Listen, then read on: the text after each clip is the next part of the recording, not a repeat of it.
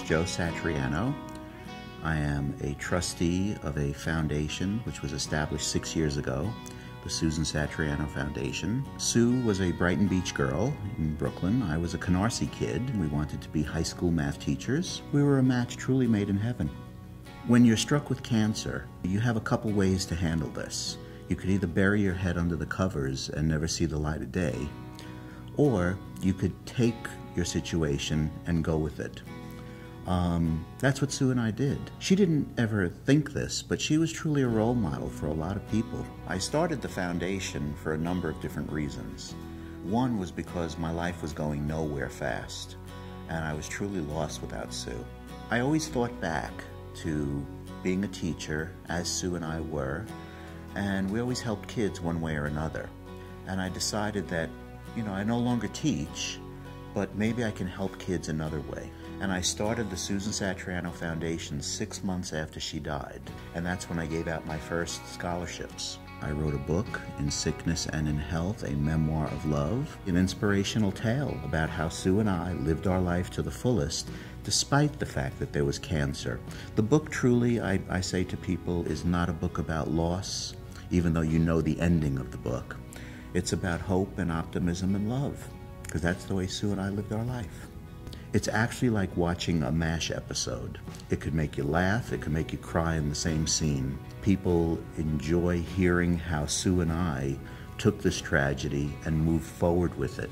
I've also been told that it actually has inspired people, that it's helped them deal with their tragedies in their life. 100% of the proceeds of the book go to the foundation I started. My dad was diagnosed with breast cancer when I was 3.5. Watching him go through chemotherapy and the different treatments was difficult, but he had a great oncologist, and my family was always there, so we got through it.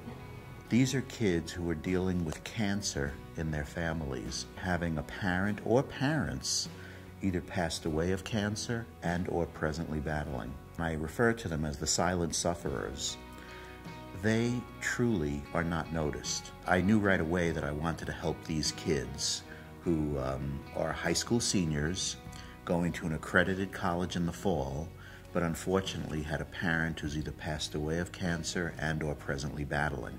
It touched me, as well as my wife and my son and my daughter, that for what she went through, she was appreciated, and I'm very happy for this. The foundation's been around now for 6 years, and I'm so proud to say that I've helped 130 kids with over $130,000.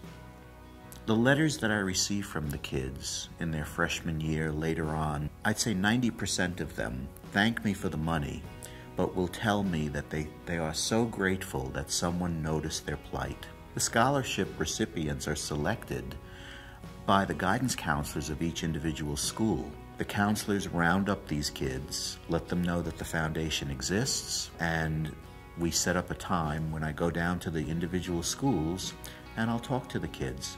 The day I received the scholarship, I met with Joe, and he told me that I was the recipient. And we just talked. He could definitely relate because although it wasn't his dad going through the cancer, his wife, he watched her suffer, and so we could relate on watching a loved one struggle with cancer. It's just amazing the stories that they tell you and how difficult life has been, not having a parent or having to maybe take on a job now because their mother or father are no longer there in the house. Although people say that they know what you're going through, they've never actually lived it, and meeting someone like Joe was reassuring that you can move on. They may have to take their parent to a chemo treatment, or cook, or clean. Whatever it is, it takes away from what they really should be doing at that time in their life. Being awarded this scholarship makes me really happy because I was recognized for something that I really didn't do, but something that I lived through. And knowing that I can be rewarded for something that was a struggle is reassuring. I've gotten responses from kids telling me that because of the foundation, they are actually now changing the way they look at things, how they are helping in their own college community in whatever way, shape, or form they can. And they give the foundation a lot of credit for changing their attitude about things. I do attend every awards assembly that I can physically get to. It's many times at that awards assembly, after the assembly's over, that I can actually meet the parent or parents, which is very important for me. When I found out Shannon got Joe's scholarship, it was the night that she received it. Shannon wanted to surprise me, and I can't tell you that I didn't get choked up. I couldn't have been happier. The scholarship has helped me because it is paying partially for my first semester as a freshman, and every little bit helps because college is so expensive. The foundation truly started in my hometown in Oceanside. I helped 8 kids that year. It has grown in leaps and bounds to the point where now it's not only helping 24 districts on Long Island, but it's also helping kids in Montana and Texas and Florida, upstate New York, Pennsylvania, New Jersey. My goal truly is to make this a national foundation. I think about other organizations, like the Susan G. Komen Foundation, for example, which started as an idea on someone's kitchen table.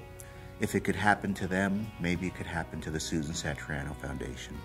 Because unfortunately, these kids exist all over the place. And you want to reach out and help everybody.